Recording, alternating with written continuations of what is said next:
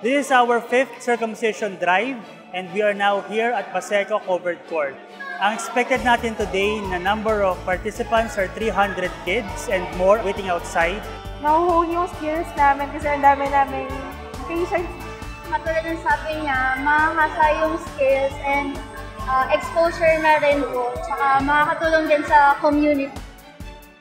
Maraming salamat sa JCI Manila Metropolitan Medical Doctors at ngayon kasama na rin natin yung mga UST doctors sa pagtulong sa mga bata pati na rin sa kanilang mga magulang dito sa aming minamahal na distrito. Sana ay patuloy pa yung ating partnership para marami pa tayong matulungan.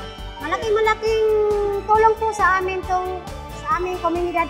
Sana po, may next year, mayroon pa po. Maraming salamat po.